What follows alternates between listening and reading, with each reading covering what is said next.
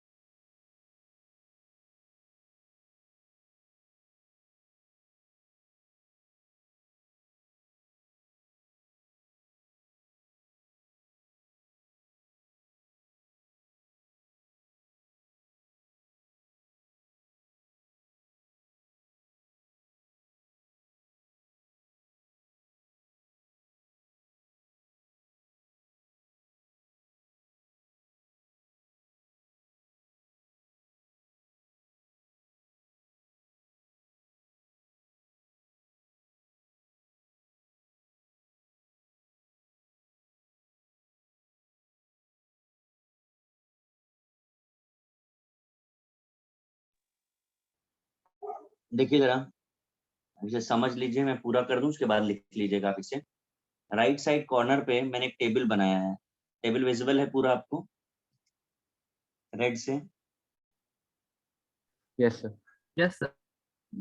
ये जो टेबल है ये आपको याद रखना होता है, ठीक है। अदरवाइज इन बॉन्ड एंगल्स के अलावा आपको कहीं भी कोई बॉन्ड एंगल जो है कैलकुलेट नहीं करना है, सिर्फ कंपेयर करना है। ये आपका बेसिक टेबल है जो आपको बाय हार्ट करना होता है। अब इसे कैसे यूज करना है, तो ये ट्रिक लिखिए, मैंने लिखा है स्टेप वाइज शॉर्टकट, मतलब इट्स अ ट्रिक।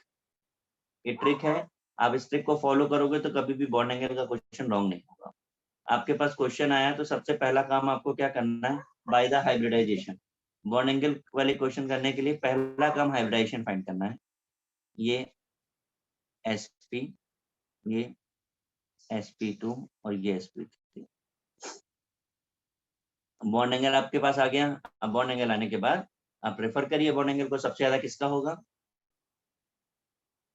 ये हो गया क्वेश्चन। Is it clear? अब सेकेंड क्वेश्चन पर हम आते हैं। तो सबसे पहले मैंने बोला कि हाइब्रिडाइजेशन निकालना है, आपने इसका हाइब्रिडाइजेशन निकाला ऑल आर sp3, मतलब फैक्टर ए तो एप्लीकेबल नहीं होगा। फैक्टर बी पर आते हैं। अगर हाइब्रिडाइजेशन सेम हो तो लोन पेयर चेक करो। लोन पेयर अगर आप देखते हो तो मीथेन का लोन पेयर है 0, अमोनिया का है 1 और वाटर का है 2।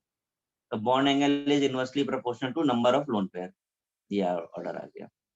क्लियर है क्यों भाई? Yes sir. Option C, if hybridisation and lone pair both are same. जरा इसको ट्राई करके देखते हैं। इस केस में हमने हाइब्रिडाइजेशन निकाला, sp3 आया, और लोन पेयर निकाला तो सब पे 1 लोन पेयर है। सेकेंड टेबल में हमने हाइब्रिडाइजेशन निकाला, sp3 है, लोन पेयर निकाला तो 2 है। तो लोन पेयर सब पर सेम है, हाइब्रिडाइजेशन भी सबका सेम है, तो फैक्टर क्या होना चाहिए? अब की बार फैक्टर क्या होगा, तो रेफर टू सेंट्रल एटम। अब सेंट्रल एटम को रेफर करो, वो अलग अलग है। तो bond angle is directly proportional to the electronegativity of central atom. जिसका इलेक्ट्रोनेगेटिविटी ज्यादा उसका बॉन्ड एंगल ज्यादा। ये हो जाए। फिर नेक्स्ट क्वेश्चन पे आते हैं। यहाँ पर हम हाइब्रिडाइजेशन निकालते हैं sp3, लोन पेयर निकालते हैं 1, और देखो सेंट्रल एटम सेम है अब की बार तो ठीक है। अगर सेंट्रल एटम सेम है तो रेफर टू साइड एटम। अब देखो साइड एटम वेरी कर रहा है, फ्लोरीन, क्लोरीन, ब्रोमीन, आयोडीन। तो bond angle is inversely proportional to the electronegativity of side atom. तो ऑर्डर ये मिल जाएगा आपको। दूसरी बात, कि सबसे ज्यादा वेरिएशन अगर हम देखते हैं तो हमें sp3 में मिलता है, मैक्स वेरिएशन। बाकी में इतना वेरिएशन नहीं मिलता। अब आप कॉपी करिए, फिर मैं क्वेश्चंस कराता हूँ।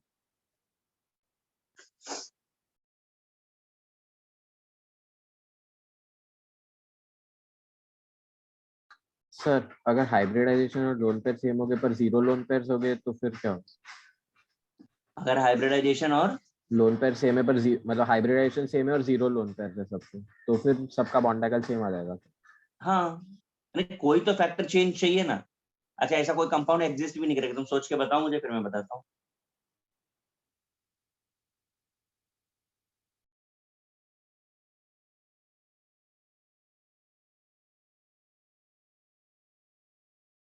मतलब CH4SiH4 ऐसे। सेंट्रल एटम नहीं चेंज हो गया? हाँ सर।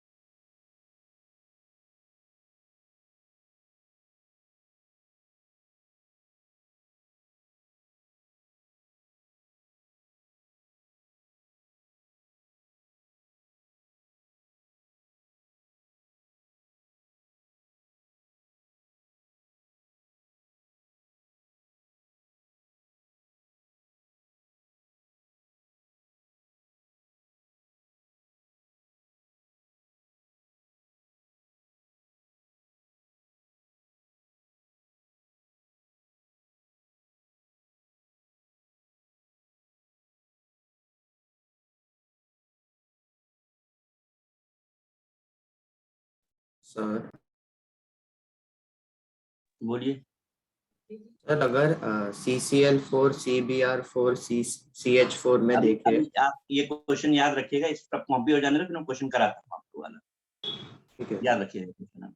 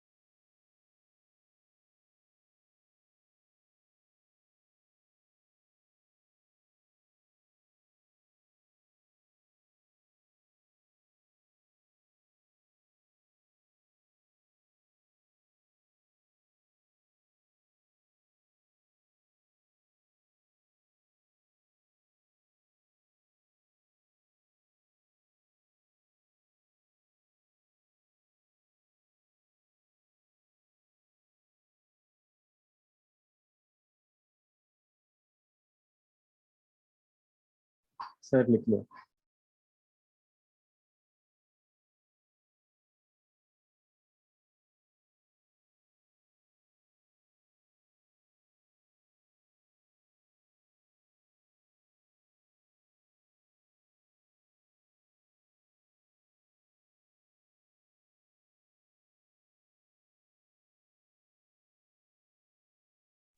सबका हो गया कॉपी? यस। ठीक है।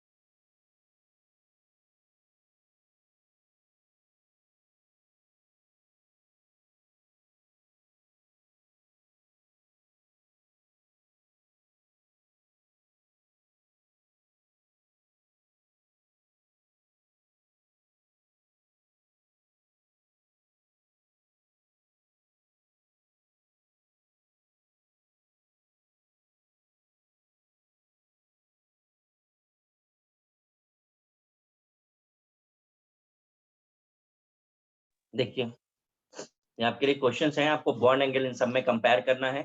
फैक्टर्स आप रेफर करिए नोट्स से जो अभी कराया है और स्टार्ट करिए सॉल्व करना।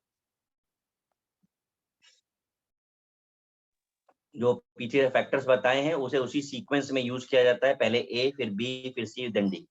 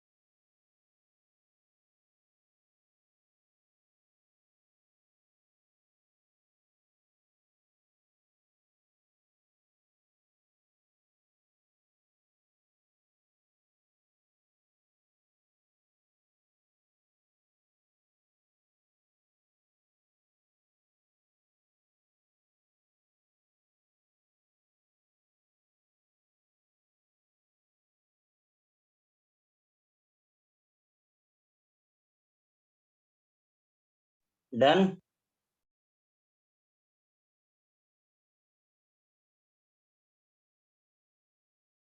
गाइस हो गया सॉल्व कि नहीं हो गया? 1 minute।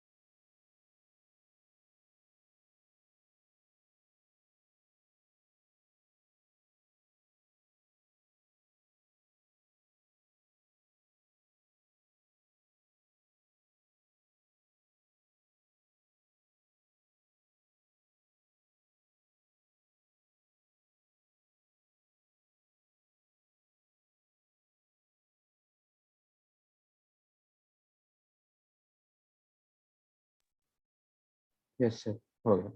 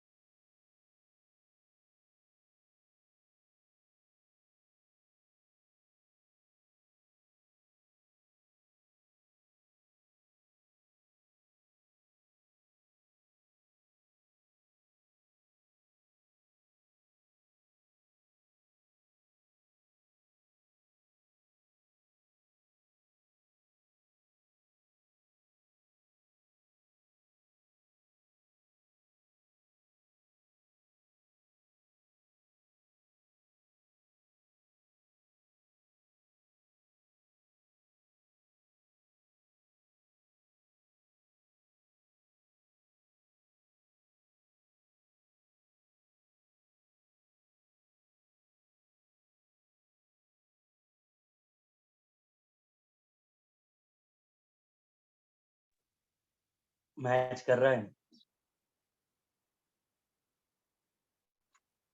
देखिए जरा कुछ गड़बड़ हुआ है तो बोलिए कहाँ कहाँ पे गड़बड़ किया आपने।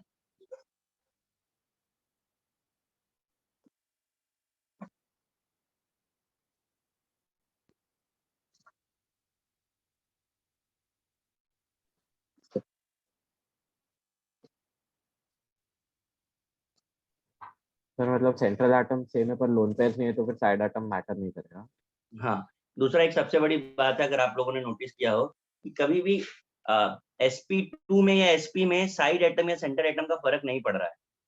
अब देखो ये केस आपका, दोनों sp2 है, इसमें सेंटर एटम चेंज हो रहा है, साइड एटम चेंज हो रहा है, कोई फर्क नहीं पड़ रहा है, बिकॉज बोथ आर sp2।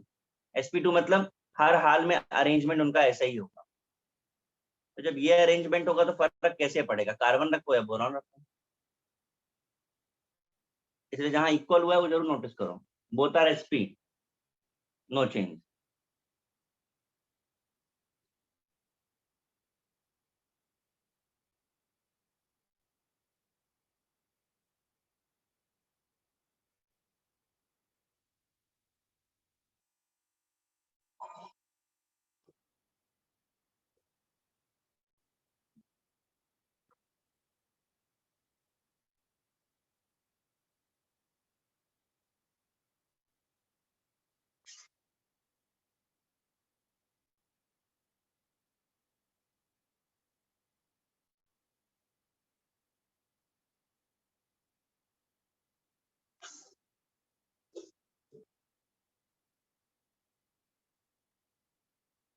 हो गया?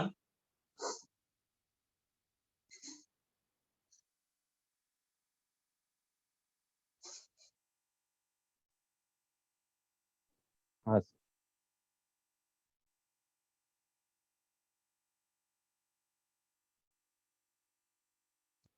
चलो नेक्स्ट पर आते हैं।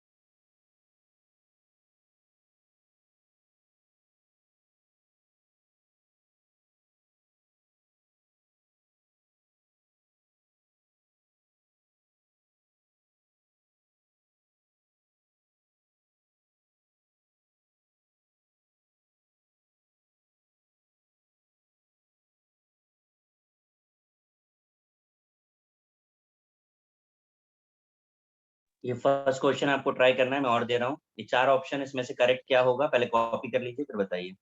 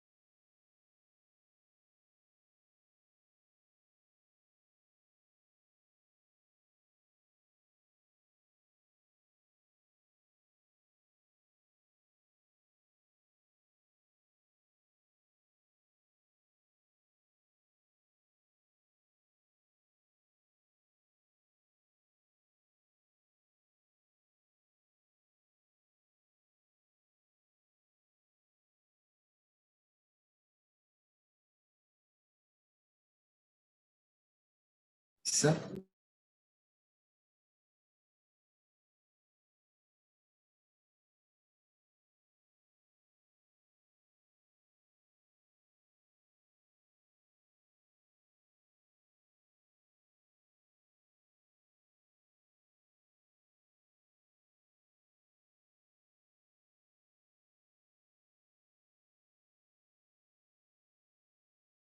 बोलिए। इन स्ट्रक्चर्स को 3D में इमेजिन करना है क्या? हाँ 3D है ये, अगर आपको याद आ रहा हो कुछ थोड़ा बहुत तो ये दोनों ही SP3D है। और SP3D जो है आपका ट्राइगोनल बाइपिरामिडल होता है। तो ये जो ऊपर और नीचे आपको दिखाया है वो पिरामिड दिखा रहा है और उस पे बाकी प्लेन पे ट्राइंगल है। तो ये ऐसा है, इस तरीके का ये ट्राइगोनल है और अपवर्ड डाउनवर्ड है बाकी से। सर सर SiO2 का हाइब्रिडाइजेशन sp नहीं होता है नहीं सर, वो एक्सेप्शन है क्या? नहीं, अभी हम उसके बारे में बता देंगे आपको। जो क्वेश्चन दिया है करने के लिए वो करिए, जल्दी करिए सॉल्विंग।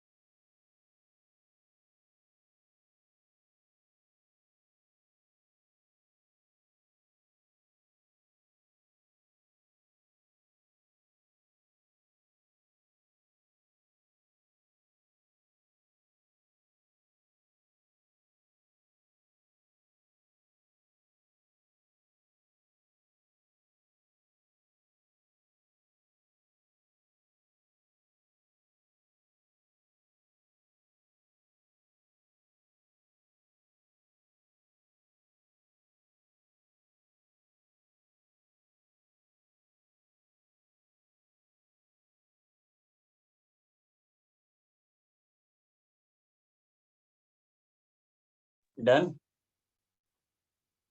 Yes sir. बताएंगे पहले का आंसर। तो फर्स्ट का ए।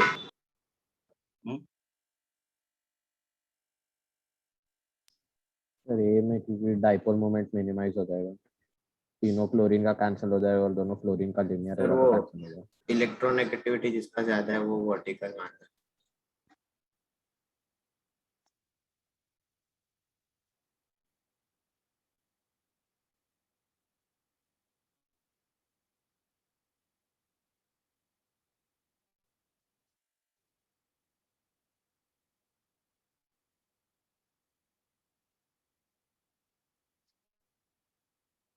देखो पहले वाले का ए सही है और दूसरे वाले का बी सही है। लॉजिक बहुत सिंपल है, इस तरीके से एटम्स को प्लेस करना होता है कि रिपल्शन मिनिमाइज हो जाए। सबसे ज्यादा रिपल्शन कॉज करने वाला कौन सा एटम होगा? जो मोस्ट इलेक्ट्रोनेगेटिव होगा। तो मैंने सिंप्लीफाई करके लिख दिया है, this is called bent rule, most electronegative item should be at axial position to reduce repulsion. आपको दिख रहा है एक्सियल पोजीशन, ये रहा। यस अब इसमें 3 फ्लोरीन थे तो तीसरा इक्वेटोरियल पोजीशन पर आ गया।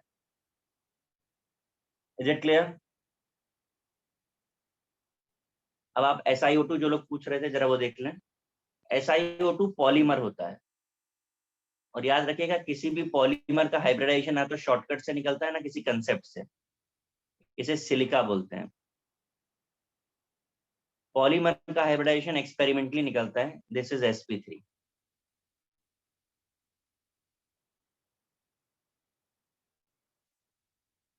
नोट कर लीजिए।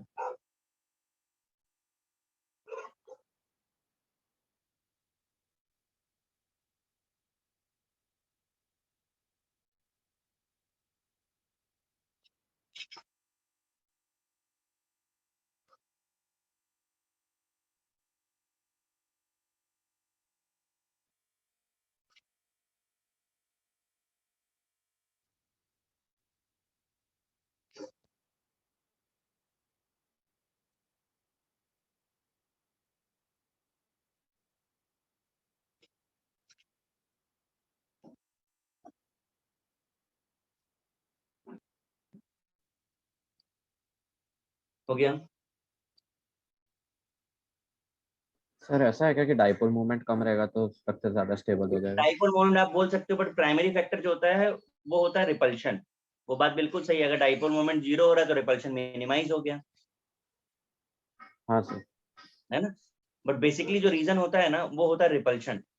तो हर बार कोई भी ज्योमेट्री वो सेट होगी जहां पर रिपल्शन मिनिमम। अब 2 फ्लोरीन बहुत इलेक्ट्रोनेगेटिव है तो उनको मैक्सिमम बॉन्ड एंगल चाहिए अगर दूर करना है तो मैक्सिमम बॉन्ड एंगल क्या होगा? 180। 180। 180 होने के अलावा अगर वो वर्टिकल होंगे तो हाईली डिस्टेंट होंगे, अगर प्लेन पर आएंगे तो उनके बीच में रिपल्शन के चांसेस बढ़ जाते हैं। तो वो भी तरीके से आप समझ सकते हो। यस सर समझा। तो बहुत सिंपल वर्ड्स में जो मैंने लिखा है ना वो बहुत सिंपल वर्ड्स में लिखा है, वरना तो बेंट रूल आप कभी पढ़ोगे तो इतना कॉम्प्लिकेटेड है कि आपको समझ ही में नहीं आएगा। ये टेक्निकली मैंने लिख दिया, बस इलेक्ट्रोनेगेटिविटी देखो हो गया। Okay sir. नेक्स्ट पे चलूं? Yes sir.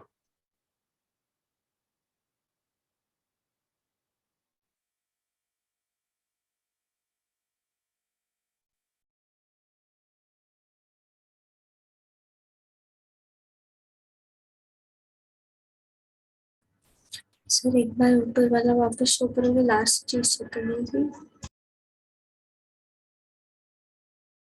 2 मिनट के बाद।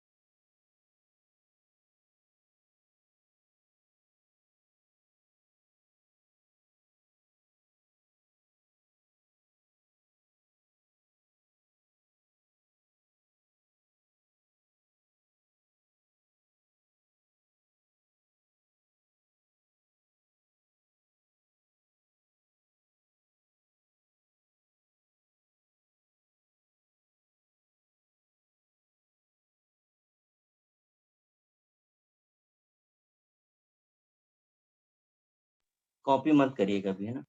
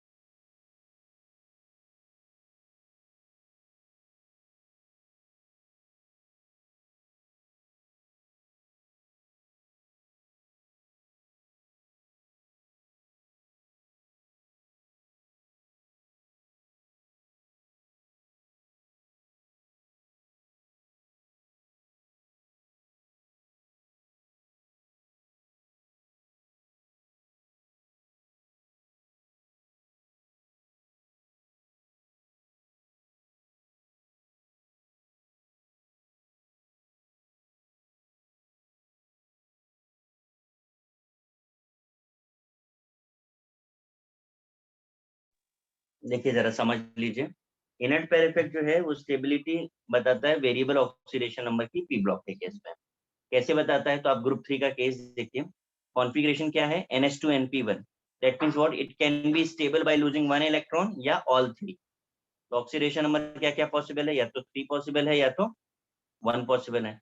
इस तरह ग्रुप 4 में देखिए, या तो 2 लूज कर दे या चारों लूज कर दे, तो 4 and 2 बोथ आर पॉसिबल। इसे 3, सॉरी मैंने रॉन्ग लिखा है यहाँ पे, 3 और 5 दो पॉसिबल है यहाँ पे। तो आप देख रहे हो इस तरीके से तो हमको ये पॉसिबिलिटी ऑफ ऑक्सीडेशन मिला। अब कौन सा स्टेबल और कौन सा कम स्टेबल, तो लिसन वेरी केयरफुली, जो हायर ऑक्सीडेशन नंबर होगा उसका स्टेबिलिटी ऑलवेज डिक्रीज करता है। तो +5 का स्टेबिलिटी डिक्रीज, लोअर वाला increase, same, +4 decrease, +2 increase, +5 decrease, +3 increase. इसके बाद सेट ऑफ 2 एलिमेंट्स को आप कन्वर्ट कर दो जैसे मैंने किया है। जो बड़ा वाला oxidation number that is stable for ऊपर के दो, और नीचे वाला ऑक्सीडेशन नंबर इज फॉर नीचे वाले के दो। मिडिल वाला दोनों शो करेगा, पर 1 इज रेयर। ऊपर वाले के लिए 1 इज वेरी रेयर और लास्ट वाले के लिए 3 इज वेरी रेयर। समझ में आ रहा है ये रिलेशन? अब फोर्थ ग्रुप में देखें, इसके लिए 4 इज कॉमन, इसके लिए 2 इज कॉमन, इसके लिए 4 and 2 बोथ आर कॉमन, इनके लिए 2 रेयर, वेरी रेयर, और इनके लिए 4 वेरी रेयर। इधर आ जाइए, 5 is common, 3 is common, 3 is very rare, 5 is very rare. यहाँ के लिए 5 and 3 both are possible. Is it clear? इनका एप्लीकेशन केवल केमिकल रिएक्शन में आता है और कहीं एप्लीकेशन नहीं आता है इनका।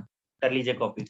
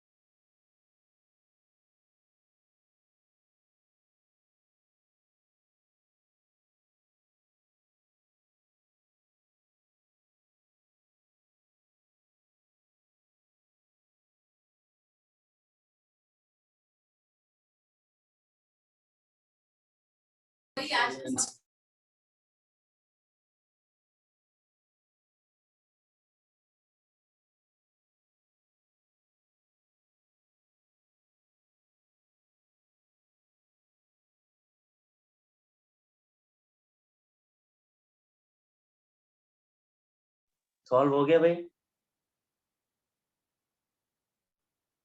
कॉपी कर लिया कि नहीं? सॉल्व। हाँ सर कर लिया। अब क्वेश्चन दिए जाए इस पे। Yes sir. ठीक है। अच्छा, किसी का पीछे वाला भी रह गया था कॉपी करने के लिए, क्या रह गया था? करो फटाफट से। क्या कॉपी करना था इसमें? हाँ, हो गया है कि नहीं करना है? अब मैं आगे जाता हूँ। ठीक है।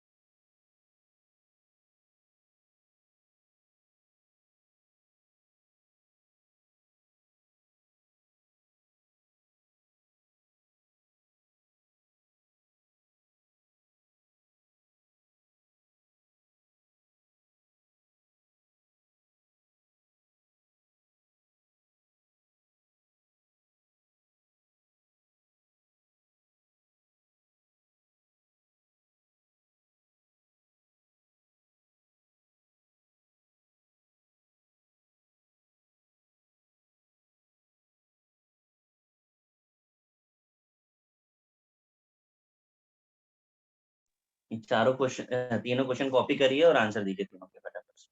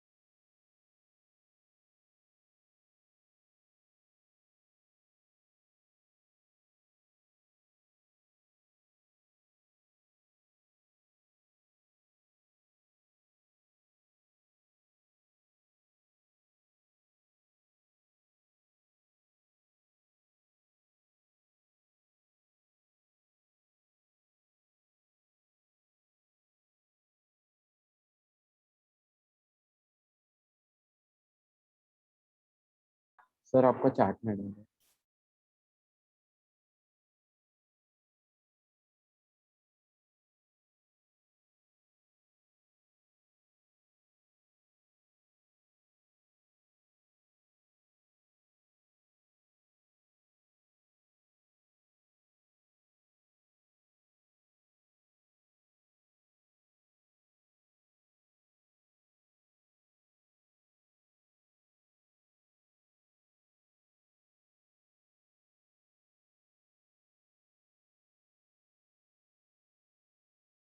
भाई सिर्फ एक का ही आंसर आया, बाकी लोगों के आंसर कहाँ है?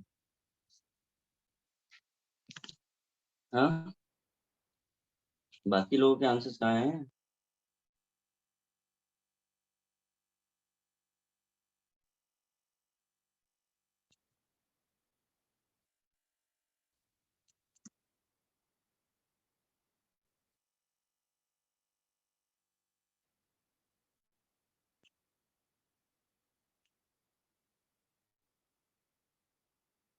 चलिए मैं बता देता हूँ।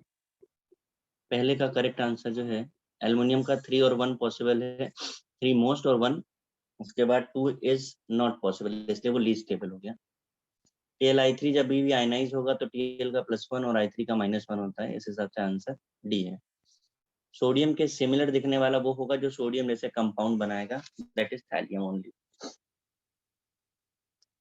क्योंकि थैलियम भी +1 शो करता है, Si+4 शो करेगा, बोरॉन 3, एल्युमिनियम 3, और सोडियम आपको पता है Na+ होता है, तो ये इसके सिमिलर है। करेक्ट आंसर लिख लीजिए।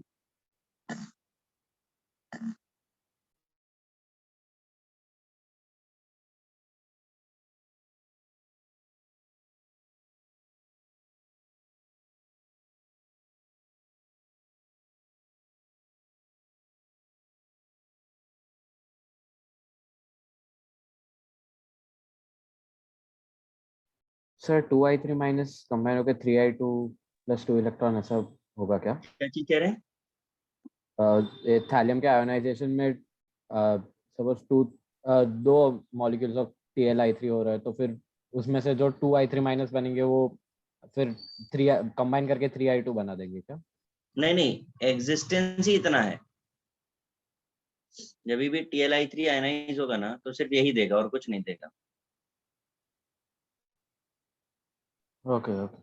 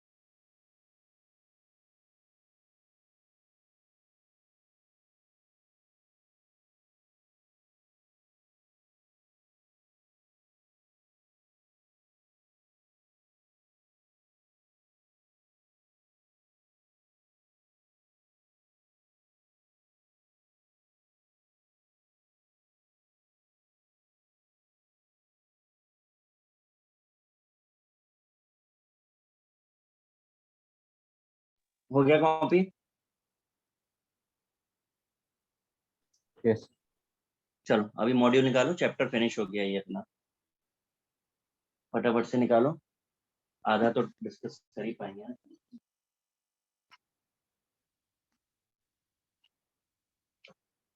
निकालिए सब लोग मॉड्यूल में।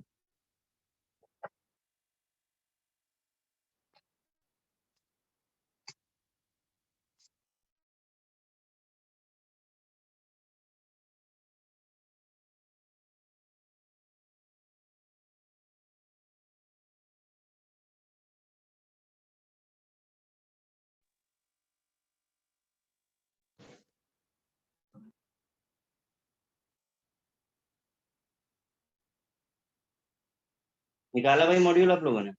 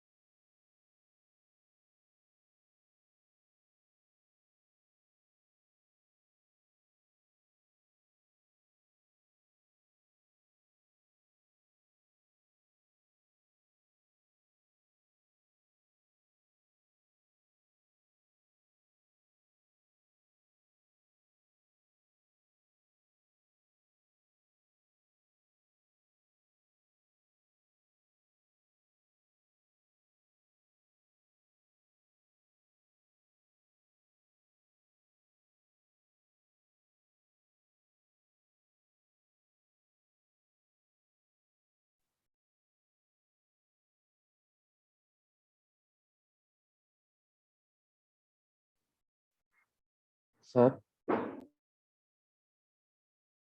बोलिए, फर्स्ट 26 में से बोलिए, 21 में से। सर मेरा वो एक टेस्ट का डाउट था, हाइड्रेशन एनर्जी सॉल्युबिलिटी को अफेक्ट करेगा क्या सर? हाँ जी, करेगा। तो मतलब क्वेश्चन था which of the hydration energy following, ज्यादा होगा तो सॉल्युबिलिटी ज्यादा होगा। सर क्वेश्चन था which of the following alkaline earth metal hydroxide is the most soluble in water? Alkyne earth metal हाँ, तो ग्रुप 2 में। बेरिलियम वाला सॉल्युबल होगा।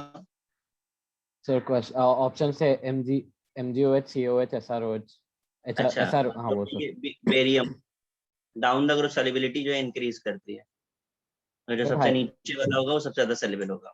सर हाइड्रेशन एनर्जी सबसे ज्यादा मैग्नीशियम का होगा, तो स्मॉलर कैटायन। हाइड्रोक्साइड नहीं, हाइड्रोक्साइड को अलग तरीके से देखा जाता है। अगर ऑक्साइड और हाइड्रोक्साइड को अलग तरीके से देखा जाता है, ये अभी डिस्कस नहीं किया, यहाँ तक अपन पहुंचे नहीं है। सर आयनिक कैरेक्टर्स भी मतलब आयनिक कैरेक्टर्स हाँ वो तो फजान से फिर तो आयोनिक कैरेक्टर उसका ज्यादा निकलेगा। आयनिक कैरेक्टर से देख सकते हो उसको। कैरेक्टर्स देखना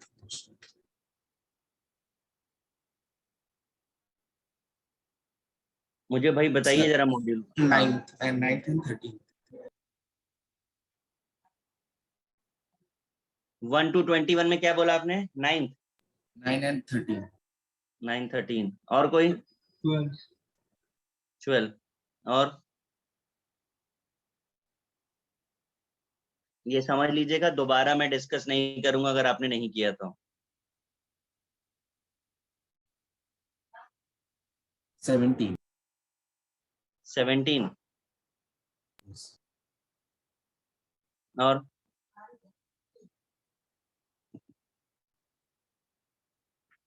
18 अप टू 21 हो गया।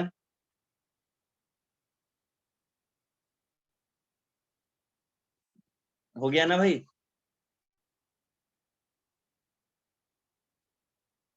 ठीक है, चलो इसके बाद आपका आता है VSEPR वाला पार्ट। इसमें बोलिए 1 to 10। 6 6 और कोई है 1 to 10? 11 to 20?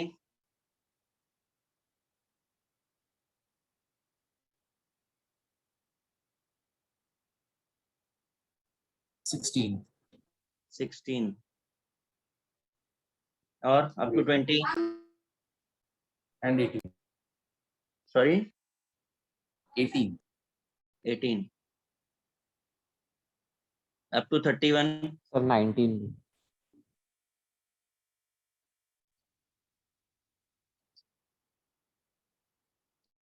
Up to 31? To 31. हो गया VSCPR? चलो मैं पहले इतने डिस्कस कर लेता हूँ, फिर बॉन्ड पैरामीटर्स पे जाऊंगा। Question number 9, which of the following statement is incorrect? Sodium hydride is ionic, beryllium chloride is covalent, CCl4 gives a white precipitated region 3, bond NaCl are non-directional. Incorrect बताना है। किसका doubt है ये बेटा, बताएंगे मुझे? मेरा सर। क्या प्रॉब्लम आ रहा है इसमें? मुझे लगा बेरिलियम क्लोराइड इज कोवैलेंट होगा।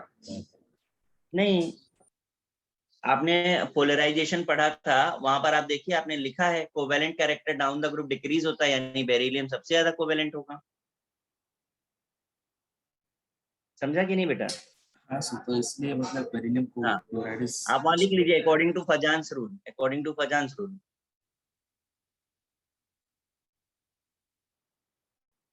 क्वेश्चन नंबर 12 किसका डाउट है? Super octet. क्या प्रॉब्लम है? सुपर ऑक्टेट मतलब हाइपर वैलेंट। मैंने लिखाया नोट्स में आपको, ये तो समझा कि नहीं समझा? हाँ सर। 13 किसका है? मेरा ही। Covalent bond may be formed by, सबसे बनता है कोवेलेंट बॉन्ड, तो क्या प्रॉब्लम है? इसमें क्यों डाउट आया? आपने पढ़ा नहीं, SS से सिग्मा बनता है, SP से सिग्मा बनता है, PP से सिग्मा और पाई दोनों बनता है। सर 13 तो दूसरा क्वेश्चन है। Which of the following has one lone pair of electrons? अच्छा सॉरी, मैंने दूसरा कर दिया क्या? एक ही मिनट तो पहले। Which of the following has one lone pair of electron in the central atom? NCl3. D again. आज भी मैंने बॉन्ड एंगल में देखो लिखा है, आप चेक करो एक बार जरा जा करके, वहां भी करा है आपको।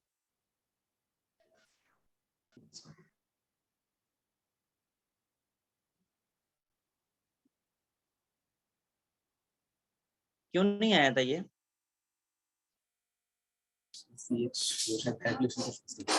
क्या बोल रहे हैं? फर्स्ट प्लेस पे कुछ कैलकुलेशन मिस्टेक किया। हाँ, चेक कर लीजिए।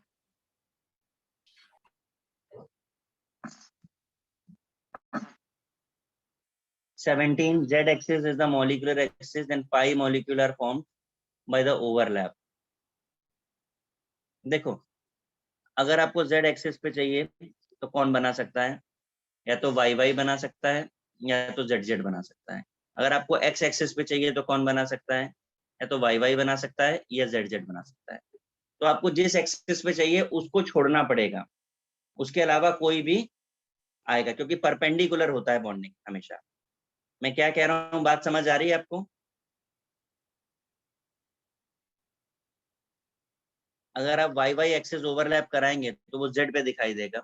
ये मैंने क्या लिख दिया, एक ही सेकंड, यहाँ X होगा, ये Y है। तो आप इसके हिसाब से देख लीजिए, आपको अगर Y एक्सिस पे चाहिए तो X और Z इन्वॉल्व होगा। मतलब कुछ भी हो जाए, जिसके लिए आपको पूछ रहे हैं वो नहीं होना चाहिए पार्टिसिपेशन में, ये नहीं होना चाहिए पार्टिसिपेशन, ये नहीं होना चाहिए, फिर आप आंसर लगा सकते हैं। क्लियर है भाई? Yes sir. 18 देखो, which of the following combination is not allowed? Assume Z axis is internuclear. इसी तरीके से बताना जैसा ये मैंने इसका बताया, आप चेक करिए।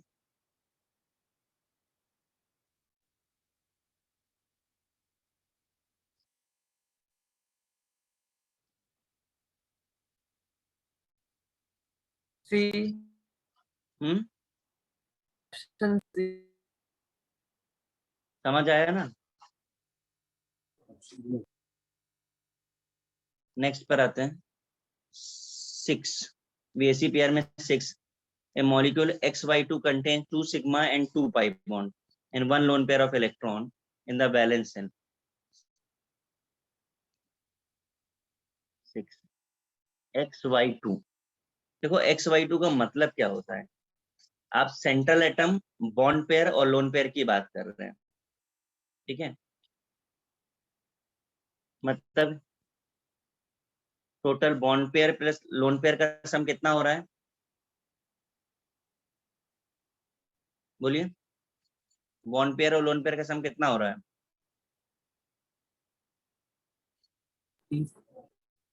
3 हो रहा है ना?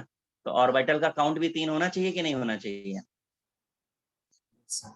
एक S2P, समझा कि नहीं समझा? और sp2 क्या होता है? Trigonal planar. क्लियर है? सर इसमें हाँ, VSEPR में 9th वाला में भी डाउट है। 9th वाला मैं 6 कर रहा हूँ। हाँ नहीं सर, वो मैं बोलना भूल गया, मैंने मार्क नहीं किया था इसलिए 9th वाला में भी था। 6 समझा कि नहीं समझा?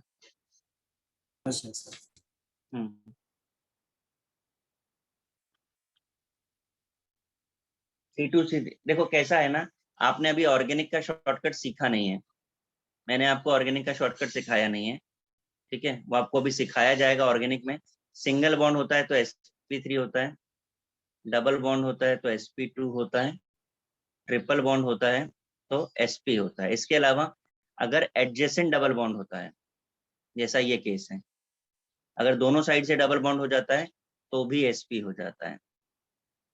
ये ट्रिक है, हाँ अब आप सर ये अप्लाई कर लो, वो पता चल जाएगा। सर ये KVPR में पढ़ा था, बट सर इसमें नंबरिंग का एक्चुअली पता नहीं चल रहा। नंबरिंग ट्रिपल बॉन्ड के साइड से स्टार्ट होगा ना? हाँ, ये अभी एक्चुअली ना आपको ऑर्गेनिक में सिखाया जाएगा, ये सब नॉमेनक्लेचर में आता है। हाँ सर, मतलब थोड़ा स्कूल में था नोमेनक्लेचर, इसलिए जो हाँ ट्रिपल बॉन्ड के साइड से स्टार्ट करे तो sp2 बॉन्ड होगा, लेकिन हाँ, इसमें इसीलिए गड़बड़ sp2 होगा, sp है आंसर। आंसर sp2 sp है, जो भी आ रहा होगा। मतलब मैच नहीं कर रहा है इसलिए। नहीं, आप कहाँ से काउंटिंग स्टार्ट कर रहे हैं? ट्रिपल बॉन्ड से। 9 2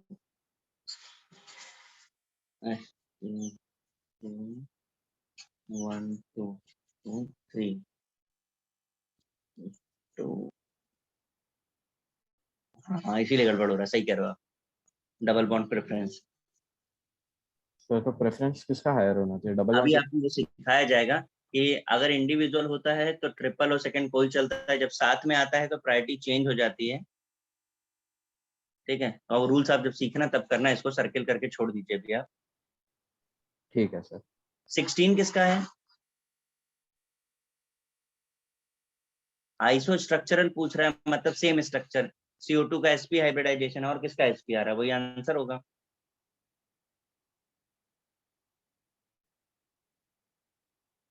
समझा कि नहीं? ये भी लीनियर होगा, दोनों लीनियर है।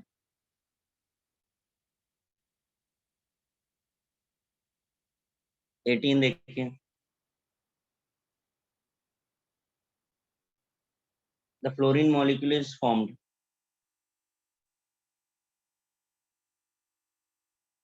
बाय, अब फ्लोरीन में s ऑर्बिटल की ओवरलैपिंग होती है कि p ऑर्बिटल की ओवरलैपिंग होती है? क्यों भाई? सर p sp3 की होगा, होनी चाहिए ना? क्या चाहिए? sp3 की होनी चाहिए ना? sp3 होनी चाहिए। सर हाइब्रिडाइज होगा ना, तो अरे sp3 भैया, ऑर्बिटल। हाइब्रिड का मतलब होता है डिफरेंट ऑर्बिटल, फ्लोरीन फ्लोरीन में डिफरेंट कहाँ से हो गया? ये तो सेम हो गया। यहाँ से देखो, फ्लोरीन का कॉन्फ़िगरेशन 2p5 है ना, तो एक f खाली है ना इसका, 6 इलेक्ट्रॉन होने चाहिए ना, एक खाली है कि नहीं खाली है? तो यही तो इन्वॉल्व होगा, तो pp ओवरलैप नहीं हुआ। समझा कि नहीं समझा? सर डिस्टिंग्विश कैसे करें कि साइडवेज ओवरलैप की N2 में हाँ, अब ये बताओ फ्लोरीन में सिंगल बॉन्ड है कि डबल बॉन्ड है? सिंगल बॉन्ड सिंगल बॉन्ड कैसा होता है? साइड वाइज होता है कि लेटरल होता है? सॉरी, एंड टू एंड होता है कि साइड वाइज होता है? N2 है। तो बस हो गया, डबल बॉन्ड होता तो साइड वाइज होता। 19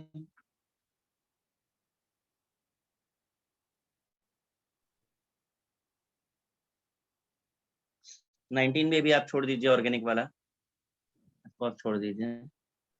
सर F2 में हाइब्रिडाइजेशन क्यों नहीं होगा वो नहीं समझा, क्योंकि हम क्या चीज? नॉर्मल F2 में हाइब्रिडाइज क्यों नहीं होगा sp3, वो नहीं समझा। मेरे भाई हाइब्रिड का मतलब बताओ, इंग्लिश में हाइब्रिड का मीनिंग क्या होता है? किसी दो चीज का इंटरमिक्स होके कुछ नया। Intermixing of what? Same thing और different thing? Different things. Different thing ना। फ्लोरीन में क्या डिफरेंट है? ये ओवरलैप कर रहे हैं, इसमें क्या डिफरेंट है?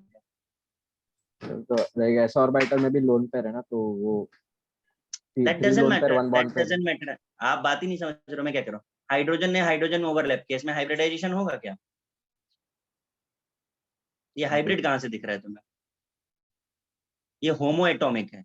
हाइब्रिड होता है जब फ्लोरीन और फ्लोरीन ओवरलैप कर जाए, तब हाइब्रिड बनेगा।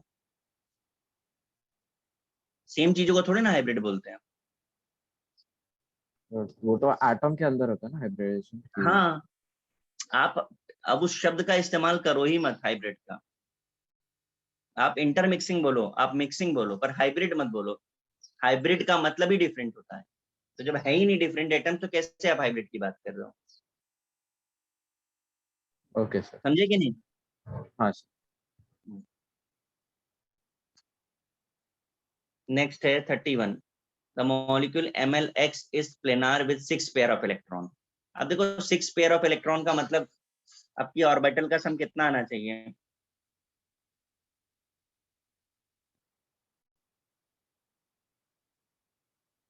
अरे 6 नहीं आना चाहिए। अब 6 में हाइब्रिडाइजेशन कौन सा होता है? यही तो होता है ना। सर हाँ, सर ये 6 मेरे को वही नहीं समझा। अभी अभी हमने ये क्वेश्चन किया था, ये वाला और ये वाला दोनों सेम है। यहाँ पे हमको नंबर 3 पता चल गया था, तो हमने 1 S और 2 P काउंट कर लिया था। यहाँ 6 पता चल गया, तो 1 S का, 3 P का और 2 D का। 6 हो रहा है कि नहीं हो रहा है?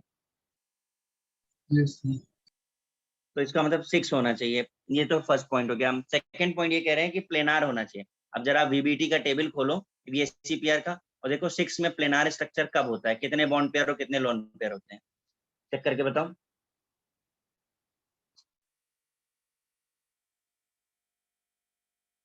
चेक करो भाई,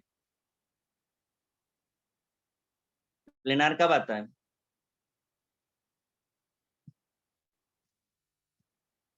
देखो, अगर इस तरीके से डिस्कशन करना है और आपको नहीं बोलना है, तो आप डिस्कस मत करो। सर एक सेकंड, वो मिल नहीं रहा है। VSCPR का टेबल खोलिए और sp32 हाइब्रिडाइजेशन खोलिए, वहां देखिए प्लेनार के लिए क्या कंडीशन है।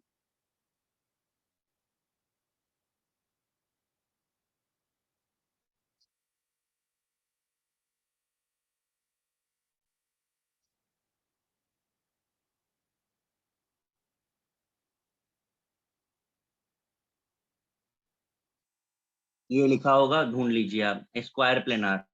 और स्क्वायर प्लेनार के लिए बॉन्ड पेयर का नंबर होता है 4 और लोन पेयर का नंबर होता है 2। तो उन्होंने आपसे बॉन्ड पेयर का नंबर ही पूछा है, इसलिए आंसर 4 आएगा।